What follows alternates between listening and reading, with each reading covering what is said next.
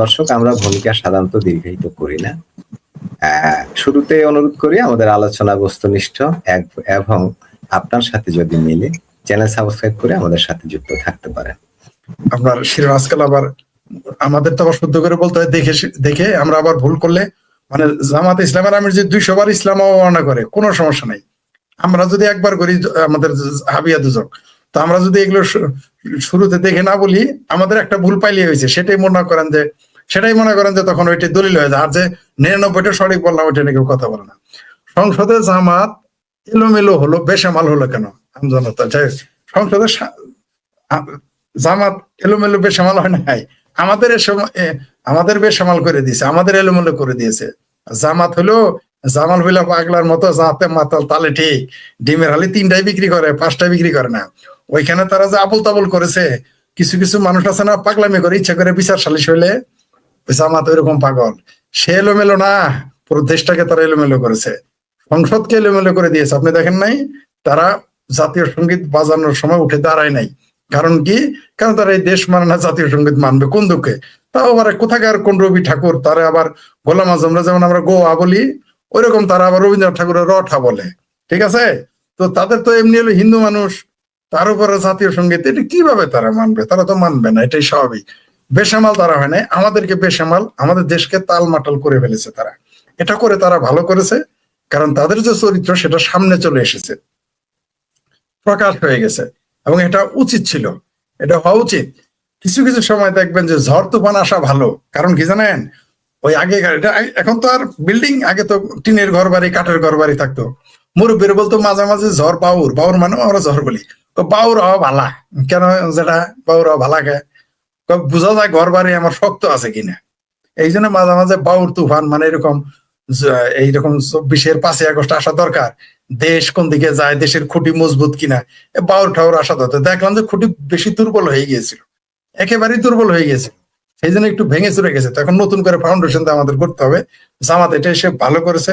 আমাদের দুর্ভাগ্য, আমাদের জাতির দুর্ভাগ্য, আমাদের দেশের দুর্ভাগ্য যে আওয়ামী লীগ নিষিদ্ধ যারা বাংলাদেশটাকে জন্ম দিয়েছে। তার চেয়ে বড় কথা যে বঙ্গবন্ধু মারা গিয়েছিলেন 75-এর 15ই আগস্টে, কিন্তু গোলাম আজম জীবিত ছিল। এটা আরেক দুর্ভাগ্য আমাদের। জামাতকে আমরা যে হারে সুযোগ দিয়েছি, মৌলবাদী শক্তিকে যেভাবে আমরা বাংলাদেশের সকল রাজনৈতিক দলগুলো পৃষ্ঠপোষকতা দিয়েছে, তাতে তারা আজকে ফুলে ফেপে উঠেছে, কেউ গোপনে কেউ প্রকাশ্যে। তার ফলাফল আমরা দেখলাম। আপনি যেটা লিখেছেন চমৎকার শিরোনাম, যে জামাত বেসামাল। আসলে বলতে হবে জামাত বেসামাল না, আমরাই বেসামাল। আমরা বেসামাল হয়ে গেছি বলেই আজকে জামাত ঢুকে পড়েছে সংসদে, স্বাধীনতা বিরোধী, মানবতা বিরোধী হয়েও। এখন এই যে আপনার শিরোনামের সাথে মিল করে বলি, আপনি যেটা চান আমজনতা, আমজনতা কোন দিকে যাচ্ছে? আমাদের আমজনতাকে কিন্তু প্রত্যেকবারই যারা নেতা এবং যারা ক্ষমতায় যান তারা বিভ্রান্ত করে। বিএনপি কিন্তু ভোট নেওয়ার আগে বলেছিল যে এই দেশে হিন্দু, মুসলিম, বৌদ্ধ, খ্রিস্টান, পাহাড়ের সমতলের, অবিশ্বাসী, বিশ্বাসী, সংশয়বাদী, এই শব্দগুলো উচ্চারণ করেছিলেন, সবাই মিলে একসাথে থাকবে। কিন্তু আমরা দেখলাম যে নাকের উমাল দিয়া বাংলাদেশের সংখ্যালঘু সম্প্রদায় এই প্রথম বিএনপি কে নাকের উমাল দিয়ে ভোট দিয়েছে। এমনকি খোদ আওয়ামী লীগের লোকজন নাকের উমাল দিয়ে ভোট দিয়েছে। ফলাফল আমরা কি দেখলাম? যে বঙ্গবন্ধুর ভাষণ ফেসবুকে শেয়ার দেওয়ার জন্য ঢাকা বিশ্ববিদ্যালয়ে 2.5 ঘন্টা পেটানো হয়। ভোট কিন্তু আওয়ামী লীগের, বিএনপি ক্ষমতায় এসেছে। আবার সংখ্যালঘুদের ভোট পেয়েও এই বিএনপি ক্ষমতায়, নইলে হয়তো আরো কিছু সিট জামাতের হাতে চলে যেত, হয়তো 2/3 নাও পেতে পারত। যদি এই নির্বাচন, যে আমরা জানি আওয়ামী লীগের উপর অভিযোগ আছে যে আওয়ামী লীগ নাকি দিনের ভোট রাইতে করে, তো মাশাআল্লাহ গত নির্বাচনে আমরা দেখি যে দিনের ভোট রাইতে হয় নাই, আগের দিনেই শুরু হয়ে গেছে, বরকত আরো বেশি হয়ে গেছে। কারণ এটাই স্বাভাবিক আমাদের দেশে, প্রতিবারই আমাদের দেশের আইনের অবস্থা, আমাদের দেশের অর্থনীতির অবস্থা আমরা দেখেছি উল্টো দিকে যাত্রা করে, যে সরকারি আসুক উল্টো হয়ে যায়। যদিও গত 17 বছর শেখ হাসিনাকে যত ফ্যাসিস্ট বলি, আমাদের অর্থনৈতিক একটু উন্নতি অন্তত হয়েছিল। আমরা দেখেছি কিছু কিছু ক্ষেত্রে আমরা ভারতের চেয়ে গিয়েছিলাম।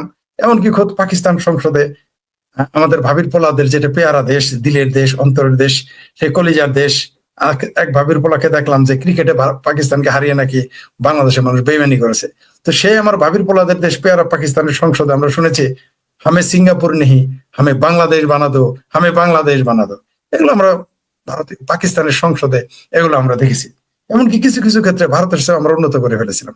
তো আমাদের তো ওই যে গ্রামে গঞ্জে একটা কথা আছে, মা বাপে দুষ্ট পোলাপানকে বলে সুখে খাইতে ভূতে কিলায়। আমাদের সম্ভবত সুখে খাইতে ভূতে কিলাইছিল। তার জন্য শেখ হাসিনার মেট্রো রেল আমাদের পছন্দ হয় নাই, পদ্মা ব্রিজ পছন্দ হয় নাই। আমরা এখন আসমানে ব্রিজ বানাবো, আসমানে মেট্রো রেল করবো, হয়তো সেই জন্য শেখ হাসিনাকে আর পছন্দ হয় নাই, তাড়িয়ে দিয়েছে। কিন্তু আমরা এখন কি দেখলাম? আমরা উল্টোটা দেখতেছি যে একজন মহিলা 7 কিলোমিটার চলে এসে তিনি টিসিবির চাউল নিতে পারেন না। আমরা কি দেখলাম? সংখ্যালঘুর ভোট নিয়ে নাকের রুমাল দিয়ে তারা ভোট দিল। সেই সংখ্যালঘুদের ভোট নিয়ে বিএনপি ক্ষমতা এসে আমরা দেখলাম আইন শৃঙ্খলা বাহিনীতে মৌলবিদের রাখছে, পুরোহিত রাখে নাই। মনে হয় যে বাংলাদেশটা মৌলবিদের হাতে তুলে দেওয়া হইলো। কারণ পুরোহিত তো হিন্দুদের তো নাগরিক মনে করে না বাংলাদেশের মুসলমানেরা, খুব সম্ভবত সব মুসলমান নয়, অধিকাংশ মুসলমান মনেই করে না। কিন্তু তারা নিজেরা কিন্তু বাংলাদেশে বাস করে পাকিস্তানের গান গায়। কিন্তু ভারত তো আর একটু কাছে, আপনি একটু থুতু দিলেই তো বাংলাদেশ সীমান্ত থেকে থুতু দিলেই তো ভারত হয়। ভারত প্রেম খুব খারাপ, কিন্তু আপনারা সবাই দিলে পাকিস্তানি, সেটা সমস্যা না। যাই হোক, আমাদের বাংলাদেশটা আমরা ভেবেছিলাম যে একটা তথাকথিত নির্বাচনও যদি হয়ে যায়, নিকৃষ্ট সরকার হইলেও নির্বাচিত সরকার ভালো, কিন্তু আমরা ফলাফল উল্টো দেখলাম। এই নিকৃষ্ট নির্বাচিত সরকার, যেটাকে আমি নাম দিয়েছি মুসলেকা সরকার, এই মুসলেকা সংসদে আমরা দেখলাম কিভাবে মুক্তিযুদ্ধ বিরোধীদের, যেটা আপনি লিখেছেন যে তারা বেসামাল হয়ে গেছে, আসলে তারা হয়তো, আপনার শিরোনামটাও ঠিক আছে, তারা ক্ষমতা পেয়ে মানে মেঘ না চাইতে জল পেয়ে। কারণ যে লোক 10 পয়সা দামের চকলেট খাওয়া অবস্থা, আগে কিন্তু আমাদের সময় 10 পয়সা দামের চকলেট পাওয়া যেত, তো 10 পয়সা দামের চকলেট খাওয়ার যে যোগ্য, তারা যদি আপনি 1 টাকা দামের আইসক্রিম দেন, আমাদের সময় সর্বোচ্চ দাম ছিল আইসক্রিমের 1 টাকা, তো 1 টাকা দামের আইসক্রিম দেন, সে তো একটু পাগল হয়ে যাবে, বেসামাল হয়ে যাবে। কোথায় কামড় দেবে, কোথায় খাবে, কোথায় চিপা লাগাবে, নাকি কপালে ঘষে তারপর মুখে দিবে, না গালে ঘষে, নাকি পশ্চাৎ দেশে ঘষে আইসক্রিম মুখে ঢুকাবে। ওইরকম এই আমাদের ভাবির পোলাদের যারা মুরব্বী জামাত পাগল হয়ে গেছিল, তাই তারা একটু বেসামাল ছিল। খুব শীঘ্রই জনগণ তাদের কিভাবে সামাল দেয় সেটা এখন দেখতে পারবেন, খুব শীঘ্রই, দ্রুতই দেখতে পারবেন। জি জি ফরিদ ভাই, আমি রফিক ভাইয়ের কাছে একটু আসি। যে রফিক ভাই, এনসিপি নেতা নাহিদ ইসলাম তিনি বলেছেন রাষ্ট্রপতিকে অপসারণ করে গ্রেপ্তার করতে হবে। প্রশ্ন হলো, রাষ্ট্রপতিকে কেন অপসারণের দাবি উঠছে? কি এই দাবিটা কি যৌক্তিক? রফিক ভাই। ধন্যবাদ মাসুদ ভাই, ধন্যবাদ ফরিদ ভাই। এইটা তো একটা পুরনো সংঘাত, এটা তো অনেক আগেতেই বলতে, সংসদ বসার আগেতেই বলতেছে। সংসদ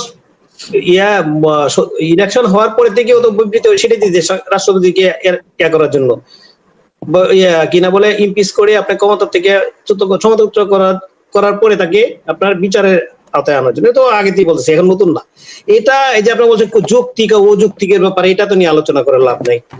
যুক্তি, এটাতে বৃহৎ আলোচনা হচ্ছে। কারণ এই নাহিদ সাহেব এই রাষ্ট্রপতির আন্ডারে আপনার নিছে, শপথ নিয়ে উপদেষ্টা হয়েছে, তখন তো উনি কোথায় ছিলেন? তাহলে তো উনি রাষ্ট্রপতিকে যদি আপনার নিশ্চয়ই একটা কারণ আছে তাকে রাষ্ট্রপতিকে আপনার অ্যারেস্ট করার, তার কাছে নিশ্চয়ই একটা কারণ আছে, তাই না? যে রাষ্ট্রপতিকে কেন আপনার অপসারণ করে তাকে গ্রেফতার করার জন্য, নিশ্চয়ই তো অন্যায় কাজ করছে। অন্যায়টা কি? তাহলে সে যে শপথ নিছে, তাহলে শপথ তার রাষ্ট্রপতির আন্ডারে যদি শপথ নিয়ে থাকে, তাহলে সে অন্যায় কাজ করছে।